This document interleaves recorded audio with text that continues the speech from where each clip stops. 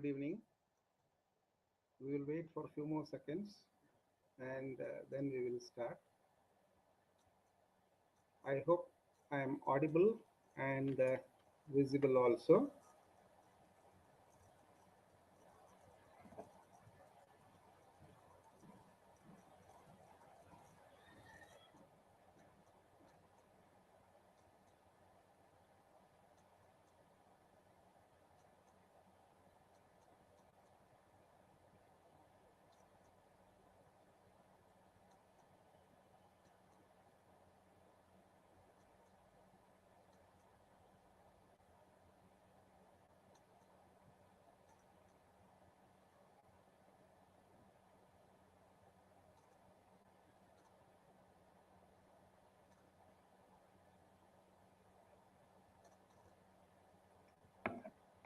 I will start exactly at 6 o'clock because we have given the time at 6 o'clock.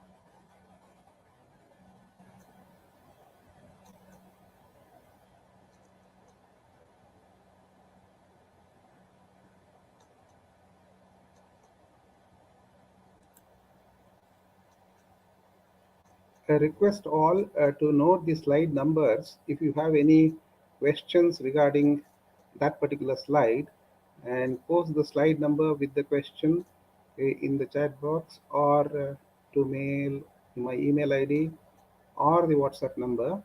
And if possible, today itself, if time permits, I'll answer the questions.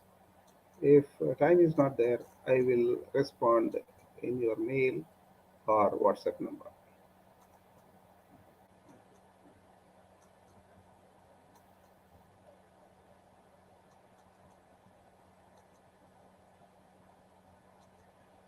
Okay, we will start now. Today, we will learn about health economics. Uh, we will talk only about the basic principles of health economics and understand some of the important concepts of health economics. And it becomes easy for us to understand further things in health economics. You have seen this doctors wearing white coat normally, and we also wear some other color coat like blue, black, brown, or any other color of our choice. But we have not seen doctors wearing both the coats simultaneously like in this picture. But it is the necessity. We have to wear both the coats, the white coat as a medical professional and other color coat as an health economist, because we are taking decisions every day in our personal life as well as in our professional life.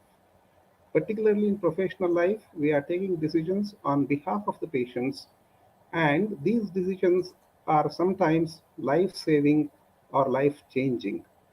Therefore, healthcare managers have to be able to provide justification for their decisions based on the economics or health economics.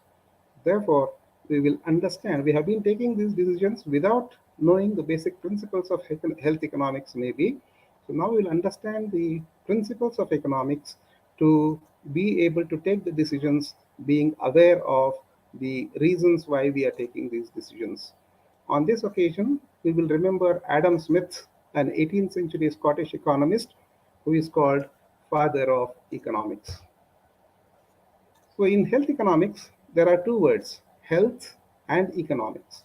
You will understand what is health and what is economics and try to make sense of the word health economics. Health, as you all know, is defined by WHO as a state of complete physical, mental, and social well being, and not merely the absence of disease or infirmity. But this definition is too broad and does not lend itself to direct measurement. In economics, we want to measure everything. So, therefore, in a narrow sense, more useful for measuring purposes, health means there is no obvious evidence of disease. So, this we will take as a definition of health. Healthcare is an important input for health. Whenever I go to the doctor or any patient goes to the doctor, he will ask the doctor, what is my health problem? But never we go and ask, please tell me, doctor, whether I'm healthy or not. Okay, very rarely this happens. And even if you go and ask the doctor, he will not be able to tell you straight away you are healthy or not. At the most, he will do all the tests for the known health problems and say that you do not have any health problem. And also, if we feel that we are not healthy or we have lost health, we go to the doctor and ask for restoring our health. That means we are demanding for health, and in fact, we are demanding for health care, and the doctor provides health care, which is an input for health. So, health economics invariably means healthcare economics. So I'll be using the word health economics and healthcare economics interchangeably. What is economics now? Economics is derived from two Greek words. Oikos means household and nomos means management. Thus, economics means household management. Indeed, every household in this country or any other country is being managed efficiently. On the one extreme end, there is a daily wages worker, and the other extreme, there are the richest persons on this earth. All are managing their households. How they are managing? Because they are taking decisions, making choices according to the resources available to them. That is economics. So, definition of economics is a science of scarcity. It analyzes how choices are structured and prioritized to maximize welfare within the constrained resources. Economics is the study of distribution of scarce resources, commonly known as goods and services, across a population. Another definition of economics is a social science that focuses on the production, distribution, and consumption of goods and services and analyzes the choices that individuals, businesses, governments, and nations make to allocate resources. So here I'm using the word science. Science means generally a lab comes to our mind. Society is our lab, and people in the society are our subjects. These are called as economic agents. Here we are assuming, in economics we assume so many things, and the most important assumption here is all economic agents are rational people. They take rational decisions. There are two kinds of economic agents. One group is called as buyers, they're also called as consumers or demanders. Another group is sellers, or they're also called as producers or suppliers. The interaction between these two groups, that is the buyers and the sellers, is economics. Economics has got two major branches, that is microeconomics and macroeconomics. As the name suggests, micro means a narrower or a smaller part, macro, wider, bigger part. When we study the interaction between one buyer and one seller, or interaction between all buyers and all sellers for one good, that is unit of study is one, it is called as microeconomics. Interaction between one doctor and one patient, or interaction between all doctors and all patients with reference to one procedure or one service is microeconomics. So we have one buyer or one product and one seller or one product. Interaction between these is microeconomics. I'm making things very simple because understanding the concepts is important to understand the further things. Macroeconomics, interaction between all buyers and all sellers, or interaction between buyers and sellers of all goods and services is called macroeconomics. For example, all doctors and all patients in a state, in a country, or the whole world maybe. So this is macroeconomics.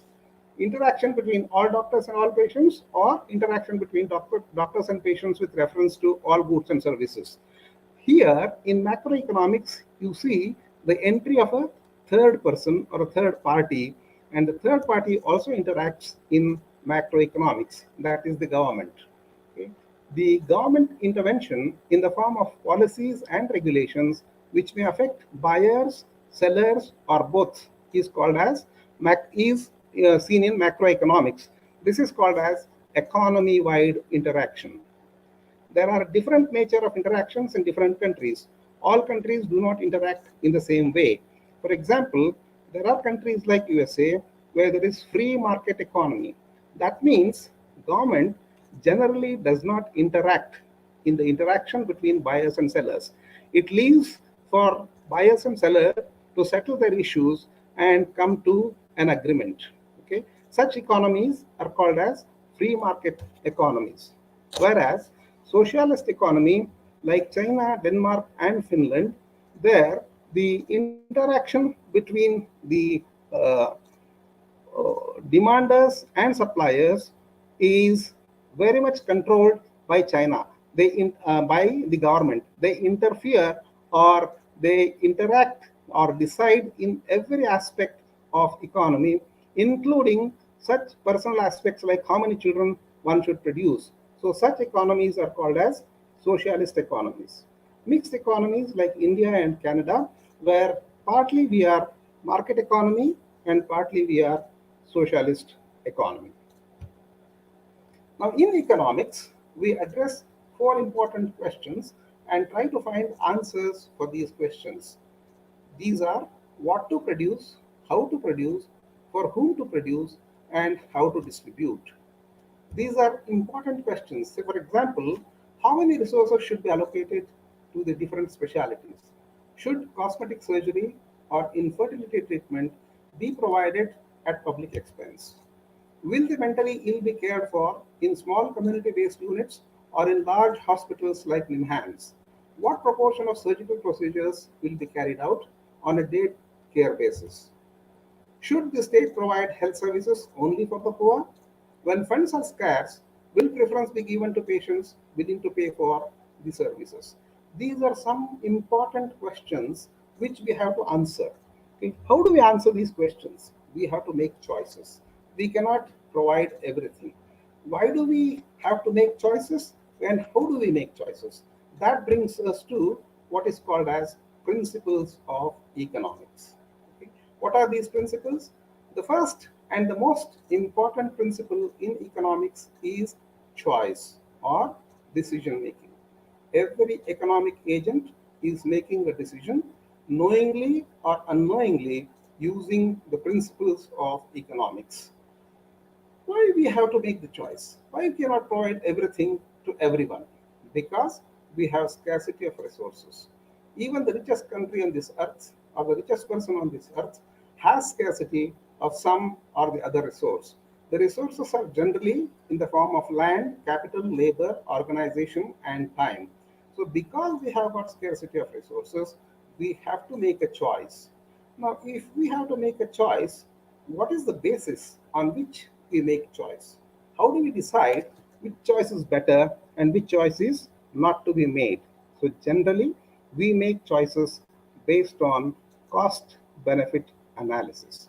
Now, the word cost benefit analysis is used very frequently, but the meaning of cost and benefit is not well understood.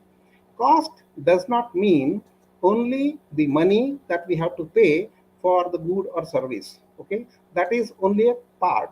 That is called as explicit cost or the accounting cost. Whereas the economist focuses on opportunity cost. What is this opportunity cost? Opportunity cost means when we choose option A over option B, that means I am willing to forego the benefits that I would have I would have got if I had decided option B. But I am foregoing option B because I have chosen option A. I have limited resources. I can't have both A and B. Therefore, I am choosing A. That means I am willing to sacrifice or forego the benefits that would have accrued to me if I had chosen B. So that is called as an opportunity cost. So economists focus on opportunity cost. They feel that that is the real cost and not the accounting cost. So therefore, in cost benefit analysis, we have to consider the total cost, or it is also called as the economic cost. Okay, and benefit means it is the value or the utility that we, okay, perceive by consuming that good or service. This is also a subjective.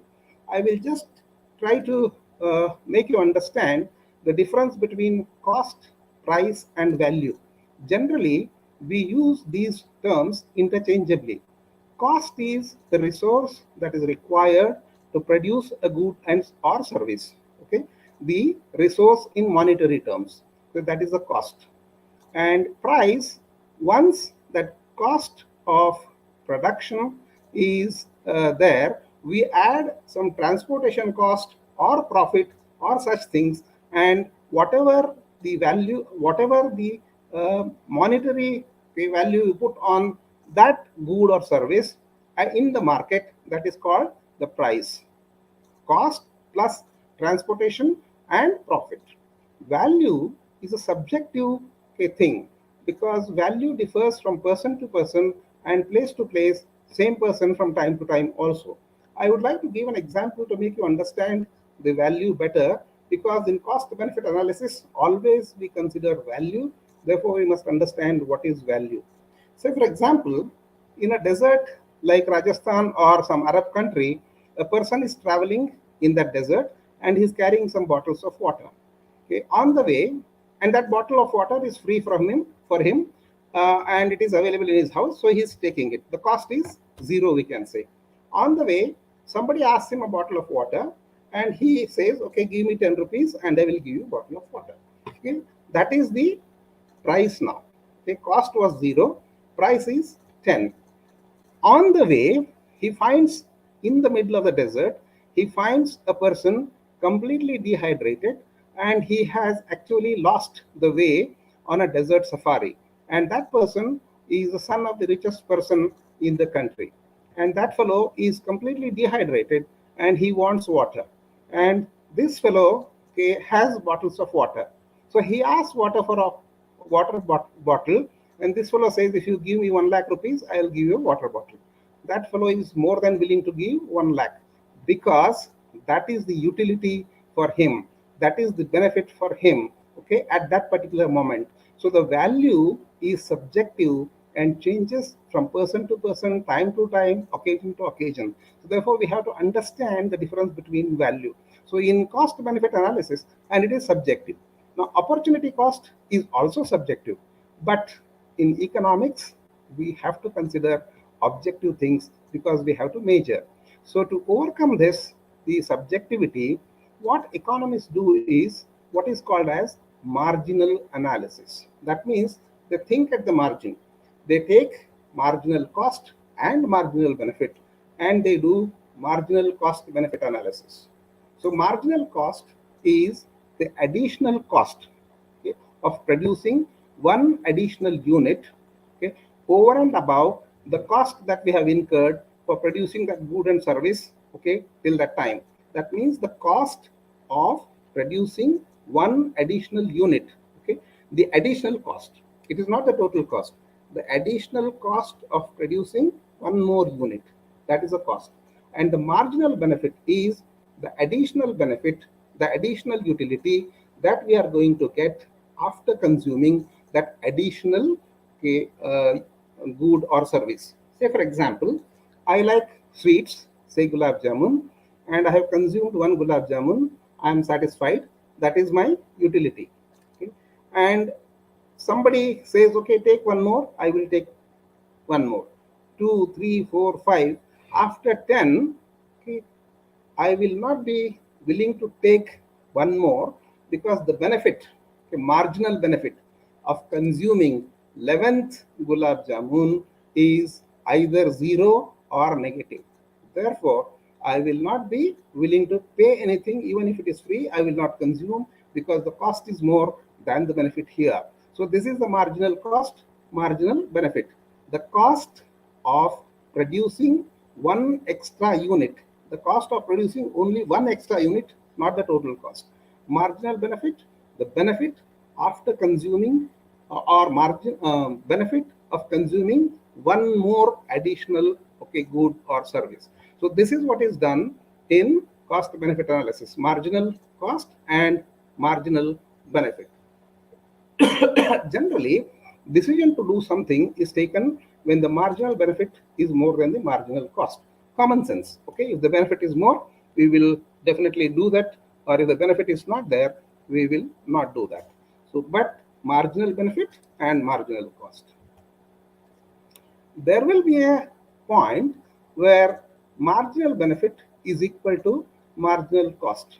Yeah, one thing we have to understand is there is a law called as diminishing marginal benefit. That means as you go on consuming the same product, the marginal benefit goes on decreasing and the marginal cost of producing additional units goes on increasing. So at some point, the marginal benefit becomes equal to marginal cost.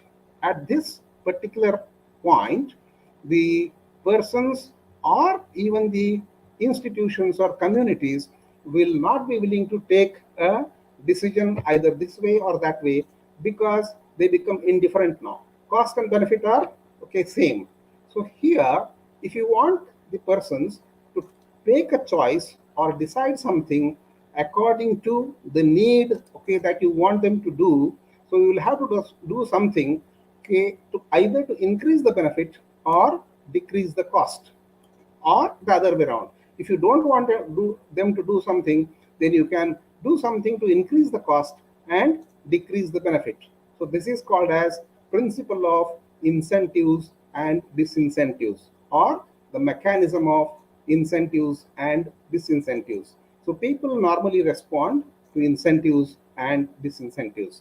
Just to give an example of how incentive works, suppose our institution decides to promote the best teacher out of turn. Okay, the best teacher will be promoted. And how do they decide best teacher? 100% attendance in 10 consecutive classes. If 100% of the students are present, okay, now what I do is I will give incentive to the students. I'll give you 100 rupees if you attend my class. Okay, there was no incentive, there was marginal benefit and cost of attending the class was equal. Now I have raised their marginal benefit by giving them an incentive.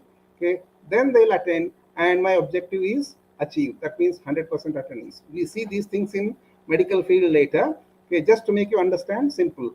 But the other way around, this incentive also sometimes works.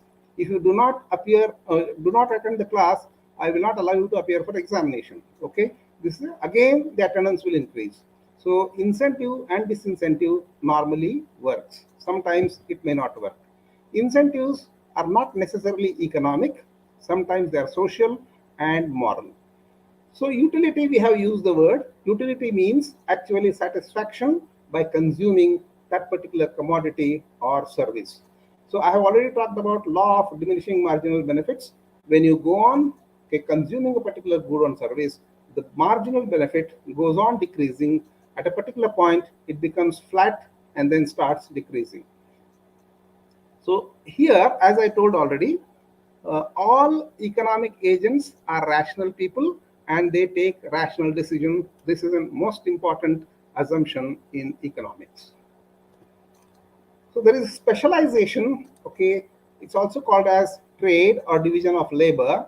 because everybody cannot do everything. One person cannot do everything. One country cannot do everything. Okay, so we will have to do, okay, what we are best at doing. So that is what is called as specialization. I specialize in something, somebody else specializes in something else, and the third person specializes in something else. Then we trade. Okay, that is for the benefit of all. So if one person tries to do everything, then it will not be useful, it will not be effective also. So therefore, specialization and trade is another important principle in economics. Then the next principle is market, institution of market. Market is a place where the groups of buyers and sellers interact. Okay, free market is the best way to organize economic activity, and any place where buyers and sellers come and interact is called as a market. So in the market, the objective of market is to reach an equilibrium point. So what is this equilibrium point? A price at which the quantity demanded and quantity supplied are equal. That means there is an agreement between the buyers and sellers. Buyers want to buy at a particular price and sellers want to sell at a particular price. And if there is an agreement between these two groups, then that is called as equilibrium point. That means the price at which quantity demanded and the quantity supplied are equal. That particular point is called as the equilibrium point. Market forces generally will move the price towards equilibrium point through their own price mechanisms. There is nothing needed to be done, but it will take some time. Okay, not maybe immediately. In a short while or a short time, the market forces will see that the price moves towards equilibrium. So there is another term called as efficiency. Equilibrium generally leads to efficiency. Efficiency means maximizing benefit for the resources used for both buyers and sellers. It is not for one particular group. Okay? Maximizing the benefit. Both buyers are benefited and the sellers are benefited, okay, for the resources they have used. So that is called as efficiency. So that is the objective of all markets, okay, or free markets. So efficiency does not guarantee equity. Very, very important. Because in primary healthcare, one of the important principles is equity or equitable distribution. So we may see there that there is no efficiency or there is wastage of resources when equity is the primary objective. But when efficiency is the primary objective, you may not find equity there.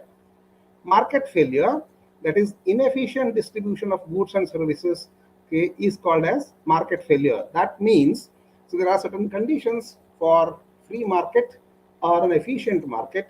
If those conditions are not met, for example, monopoly, okay, there is inefficient distribution. That means one group is not happy and the other group is little more happy. So there is no agreement between the buyers and sellers. That is called as market failure.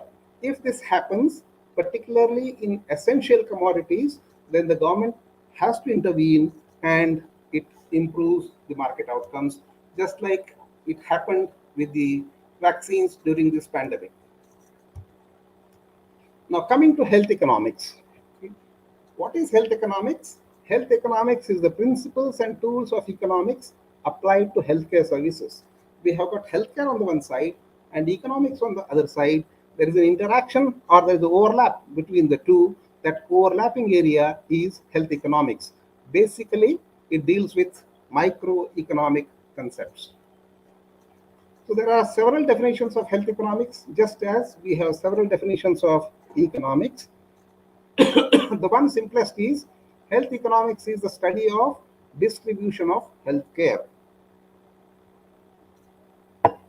Another definition is it is a branch of economics concerned with issues related to efficiency, effectiveness, value, and behavior in the production, distribution, and consumption of health and healthcare.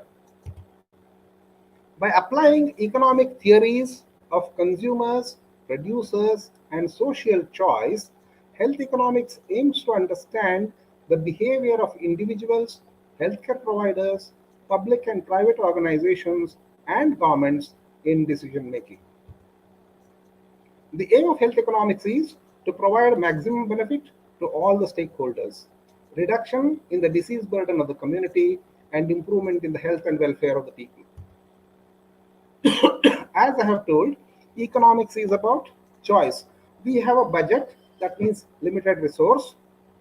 We have to choose between good A or goods B. In economics, products and commodities are called as goods. It is not good or bad, it is a product. So, for example, in hot summer, I want AC as well as a refrigerator, but the budget is only enough to buy one of them. Okay, I have to choose only one. So, when I choose one, I have to forego the benefit that I would have got, okay, if I had gone for the other product. So, this is opportunity cost that we have already seen. The focus of health economics is maximum benefit with least cost. Maximum benefit here means reduction of the disease burden in the community and improvement of the people's health and welfare. Optimum use of goods and services like preventive, promotive, curative, and rehabilitative services is very, very important if you have to get maximum benefit with least cost. But unfortunately, what we find in practice is more emphasis is given only for curative services, and preventive and promotive services, only lip service is there. Health economics becomes more important in India as less than 2% of the GDP is invested in healthcare, and out of pocket expenses account for more than 60% of total healthcare cost. Need for economics. There is medical advance. We see that every day, okay, new and new advances are being made in the medical field, and people want the benefit of all those advances, but they're expensive and our resources are limited.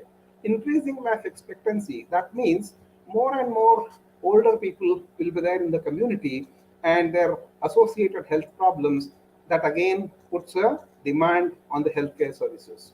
Change in the family structure, that means more and more people are choosing nuclear families. That means no one to look after the elderly people. That means government or somebody has to look after, additional budget is required.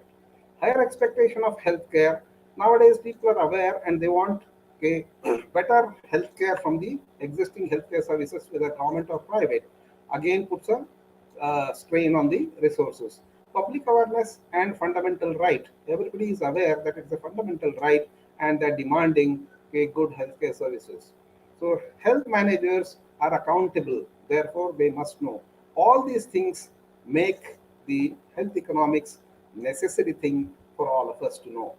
Now, coming to with this brief introduction, now really we are starting with the most important model in economics, that is demand, supply, and the market. If you understand this, further things become very easy to understand. So, first thing is demand. In demand, we will see the concept of demand, that is buyers, demand curve, influences on demand. Next is we will see concept of supply, that is sellers, supply curve, influences on supply. Third, we will see concept of the market, that is exchange, that is the interaction between demand and supply, equilibrium point through price mechanisms. So first, demand. Consumers purchase those commodities which, subject to their income constraint, maximize their utility. That's common sense. Okay, if it is having benefit, utility, or it satisfies me, only then I'll purchase that good or service. So demand means willingness and ability to pay for a commodity at every price over a period of time. Oh, sorry, there is some problem. Okay, willingness and ability to pay for a commodity at each and every price over a given period of time, provided all other non-price factors are constant. This is very important.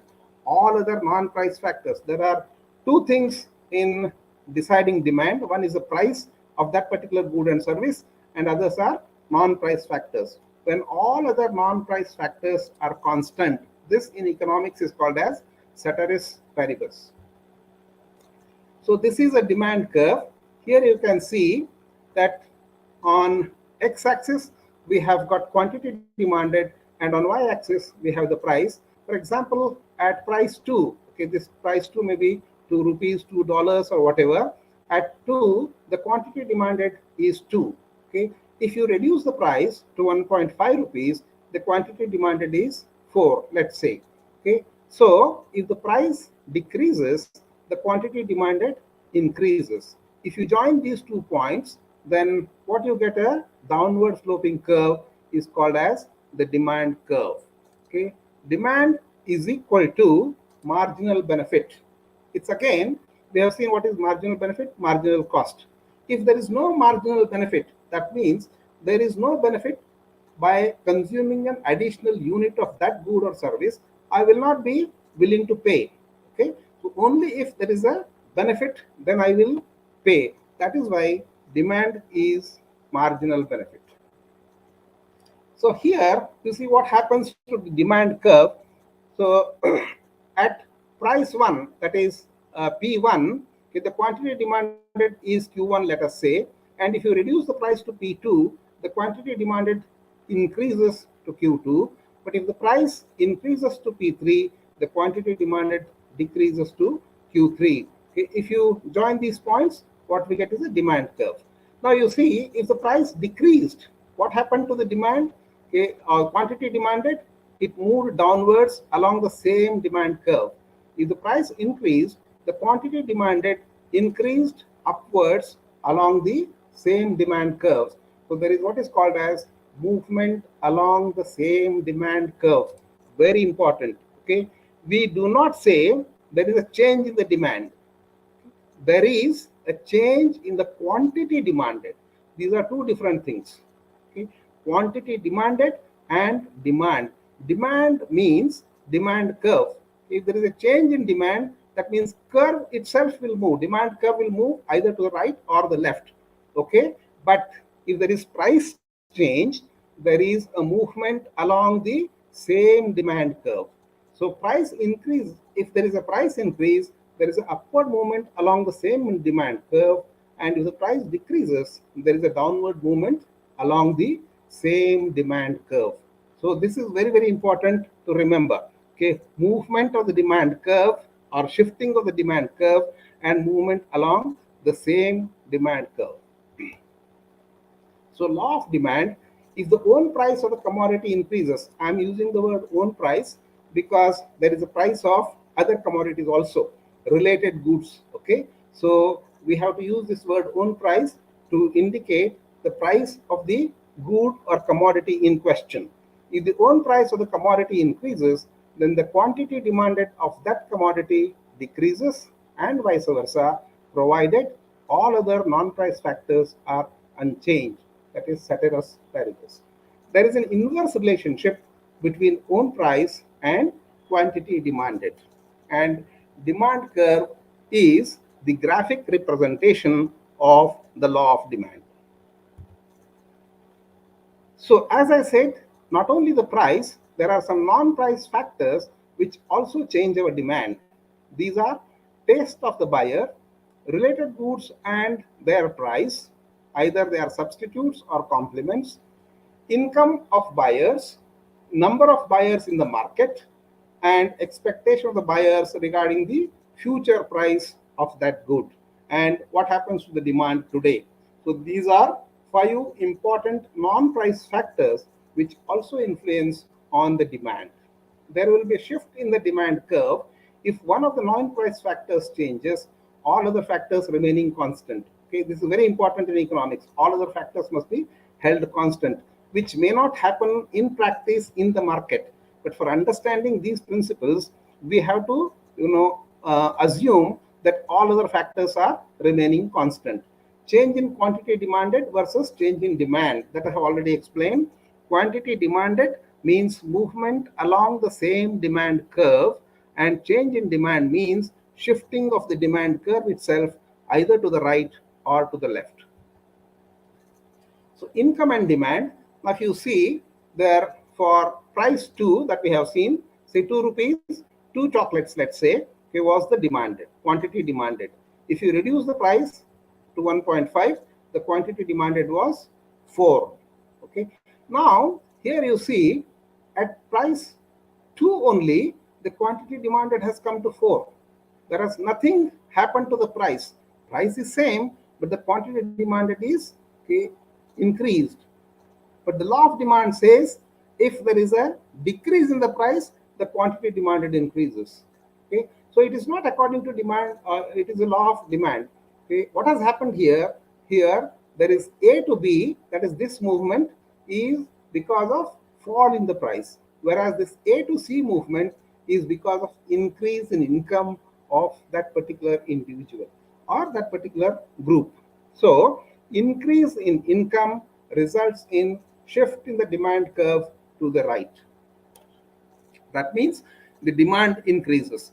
So here we use the word demand increases, and earlier we used the word quantity demanded increases. So demand increases means there is a shift in the demand curve. So change in the taste and change in and shift in the demand curve. So again, same thing at P1, price 1. Okay, you see the central, okay, demand curve. The quantity demanded was Q1. Okay, now here there is a shift of the demand curve to the right because there is increase in the taste, and if the decrease in the taste, the demand curve has shifted to the left side. Say for example, I will give my own example. When I was a child, we were fed on cow's milk and butter and ghee made from cow's milk, entire family, and in fact the entire community. And there was a demand for cow's milk, cow's ghee, and butter. But when I entered the medical college, my professors told me that cow's milk, cow's ghee, and butter, they are saturated fats and they increase your cholesterol. So it is better to substitute with, okay, vanaspati or vegetable oils. So I went back and told my mother that you have to reduce the quantity of ghee and butter, because the doctor is telling. Reluctantly she agreed, and this was spread to all our relatives. So demand for butter and ghee reduced, but nothing happened to the price. Actually price was same, but the quantity demand has reduced because the taste has changed. And after I studied in detail, I realized that, in fact, it is not at all true what was told to me, and now I have again increased consuming butter and ghee. So that means the taste has changed. Okay, again, it has increased. So change in taste, either increase or decrease, changes the demand curve either to the right or to the left. That means the demand increases or decreases according to your taste. So law of demand says increase in the demand means right shift, decrease in the demand means left shift, irrespective of which non-price factor changes. Now non-price factor, remember, not because of price. Price only upward and downward movement along the same demand curve. Okay, if the non-price factor, one of the non-price factors changes, all other factors are constant, then increase in demand, there will be right shift, decrease in demand, there will be a left shift. Okay, same thing we have depicted substitutes. Say for example, I can take an example of Amrutanjan and Vicks, which we use for local application for, say, for headache, muscle pain, something of that sort. And I have no special preference for Amrutanjan or Vicks. I use any one of them, whichever is okay available freely and easily. Suddenly, the price of Amrutanjan increases. Okay? Nothing has happened to price of Vicks. So the demand for Amrutanjan decreases because the price has increased. So I will not go for Amrutanjan. Now I will buy only Vicks because both are equally good for me. I have no special taste for that. So the price increase of substitute good, okay, increases, okay, increases the price of the substitute, increases the demand of the good in question. That means there is an increase in demand for Vicks, and there is no change in the price of Vicks. Price of Vicks is same because the price of substitute has increased. Okay, the demand for the goods in question has increased, and it is vice versa also. If the price of the substitute decreases, we shift to the substitute from the good in question. So the price of goods and related goods is important in shifting your demand curve also. So law of demand, again, in nutshell, increase the price of substitute, there is a right shift of demand. Decrease in the price of substitute, there is a left shift. Increase the price of complement, there is a left shift. Complement means two goods taken together. Okay, if you are taking bread and butter, okay, or any two goods, if they go together, they're called as complements. Okay, if there is an increase in the price of the complement, there will be left shift. In a decrease in the price of complement, there will be a right shift of the demand. So increase in income, there is a right shift, and decrease in the income, left shift. This holds good for normal quality goods. Yeah, this price particularly. Say for example, I don't say generic drugs are inferior quality, but that is a perception among the general public. Okay, they want to go for branded goods if their income is high. So if the income increases, the quantity demanded of a normal goods increases. But if the income increases, the quantity demanded of the inferior goods decreases. It is exactly opposite. So increase in the buyers number, obviously, if there are more buyers, there is a right shift in the demand. That means increase in the demand. If decrease in numbers of buyers, there is a left shift. Future price. Yeah, for example, now Christmas, they are going to increase price of certain goods, let's say. Now we will buy today itself. So the future price, okay, decides the demand today. So if the future price is going to increase in future, then the demand for that particular good today increases. If the future price is going to decrease, so they'll say they're going to give you a some discounts because of the festival. A future price today I will not buy, I will wait for the discount. So future price also decides the demand curve, or moves shifts the demand curve. Now coming to another concept called as elasticity of demand. It is the price elasticity of demand, it is called, is equal to percentage change in the quantity demanded over the percentage change in the price. It shows the responsiveness of the demand to price. If the price elasticity is less than 1, it is called as inelastic. If the price elasticity is more than 1, it is called as elastic. And the price elasticity is 1, it is called as unitary elasticity. The main determinant, availability of substitutes, as I told you. Okay, if the substitute is available, the quantity demanded of the good in question, okay, moves to a great extent based on the price of the substitute. So if the substitute is not available, we have no choice. Then even if the price increases, okay, the quantity demanded will not change much. So this is a graphic representation of price elasticity of demand. Say for example, here you see there are two demand curves. This is called as a price inelastic demand curve, and this is price elastic demand curve. At P0, that is a price, okay, original price, okay, the demand is Q0, quantity demanded is Q0. If you reduce the price to P1, okay, the quantity demanded in price inelastic demand curve changes only this much, okay, small quantity.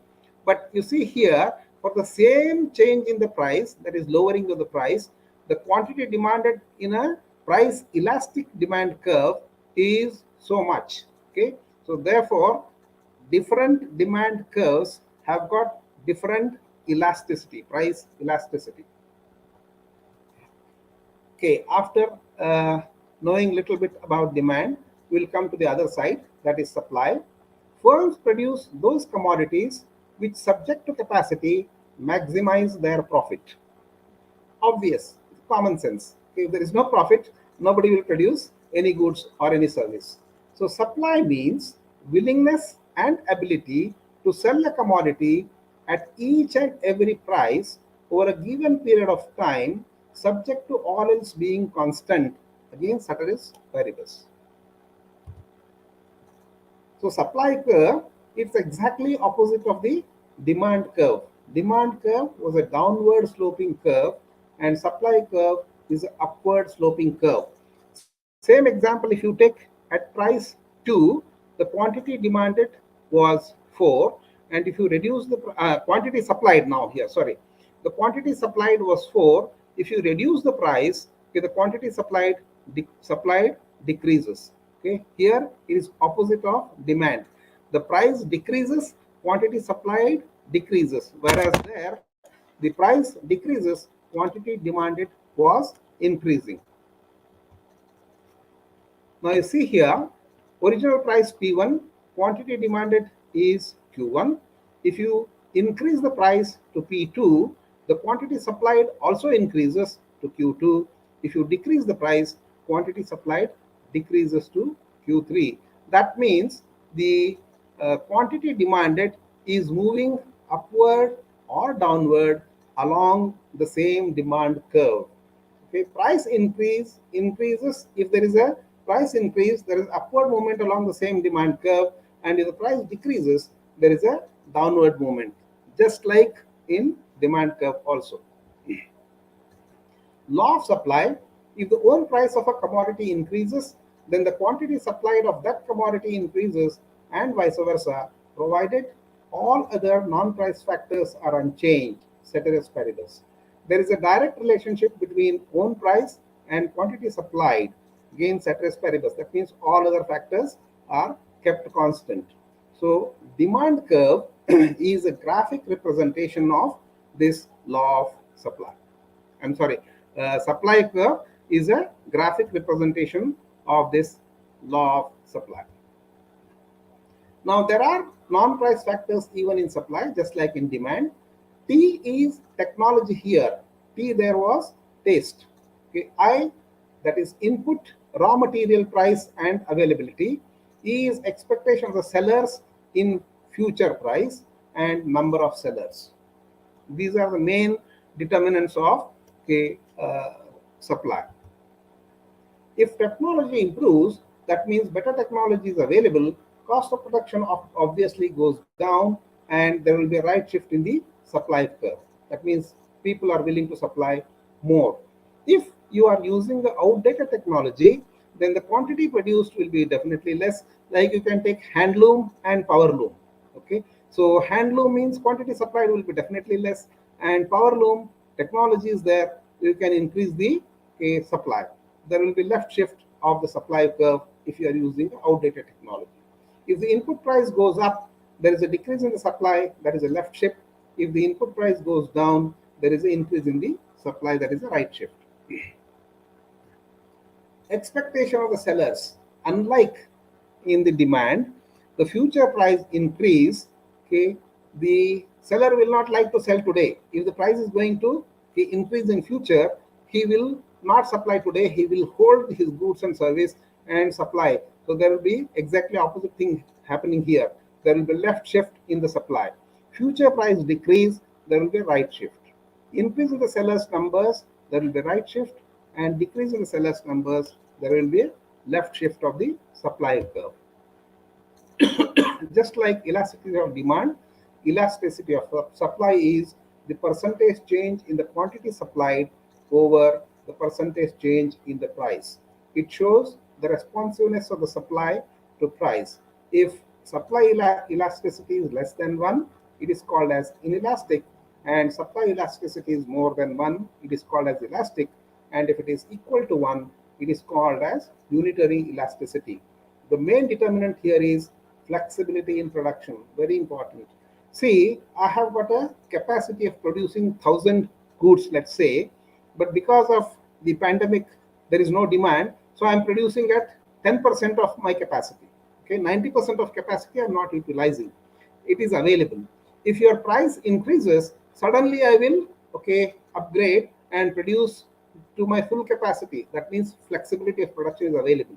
But another person is already producing at 95% capacity, and even if you increase 10 times, he can only increase the production by 5% because already 95% is utilized. So therefore, flexibility in production is the important determinant of supply elasticity. So this is a graphic representation of supply, just like a demand. You have got supply inelastic curve and supply elastic curve. At the original price PO, okay, the quantity demanded was same for both. But if you increase the price to P1, okay, here is inelastic supply curve. There is only a small change in the supply, and because there is no capacity to produce more, here the supply has increased, okay, so much because of capacity to produce more available. Efficiency of the market. Okay, we'll complete this and stop. It's already 55 minutes. I'll take another few minutes and then stop here. Efficiency of the market. When demand and supply, okay, interact in the market, there will be a point where, okay, the demand curve, okay, intersects the supply curve. This is called as equilibrium point, denoted by E. And the price at this particular point is called equilibrium price, and the quantity demanded or supplied is called as equilibrium quantity. Both are same. Okay, that is the equilibrium point. Quantity supplied and quantity demanded are equal. That particular point is called as, that means there is an agreement between the buyers and sellers. Both are happy, both are satisfied. Therefore, this point is called as an equilibrium point. This happens only in a competitive market or a perfect market. If there is monopoly, then one party will be happy and the other party will not be happy. That means that is not an equilibrium point. Efficiency. Now you see, actually, this is not okay, moving according to what I want. I would have explained it a little better, but anyway. So equilibrium price initially here, that E, let's say we decrease the point to P2, price to P2. Okay, here what happens to the supply? According to law of supply, the quantity supplied decreases, because at this equilibrium point, quantity supplied was QE. Here, the supplied quantity will be less, and whereas the quantity demanded, because the price is reduced, quantity demanded is more. So the more quantity is demanded, but less quantity is supplied in the market. That means there is a shortage in the market. Okay, if price decreases, if there will be a shortage in the market. On the other hand, if you increase the price, what happens is quantity demanded decreases and the quantity supplied increases. There is excess in the market. Okay, so but if there is excess in the market, nobody is demanding, nobody is purchasing, then obviously the seller has to reduce the price. Otherwise his goods will remain unsold. Similarly, if there is a excess supply and nobody is or the excess demand, and the supply is less, then the sellers will obviously increase the price, and then price will increase. That means the lower price will come towards the equilibrium point, higher point will reduce the equilibrium point. Ultimately, over a period of time, the price will come towards the equilibrium point. That is what is called as market mechanisms, okay, maintaining the equilibrium. Okay, market forces will try to bring the price towards equilibrium. I think I will stop here today. We will continue in the next class from here. If there are any questions or comments, you can post in the comment box. I don't know if it is possible. I will read, or I will give you my email ID, and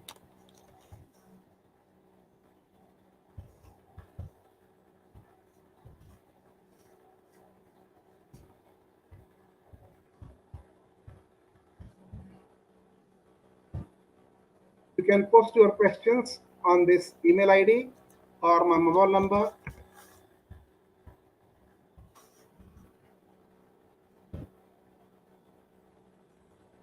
If there are any questions, comments, you can type there. If possible, I'll answer here itself now, or you can send it to mail or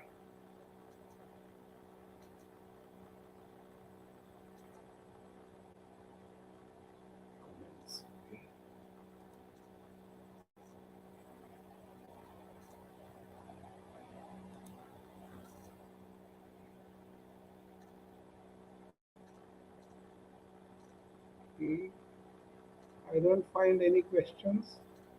If there are no questions, I will stop here today. And next class, I will communicate to you when will be the next class. It will be held very shortly. Okay, in the next class, we'll continue from here. Thank you very much for your patient hearing. Thank you. I'll end the broadcast now.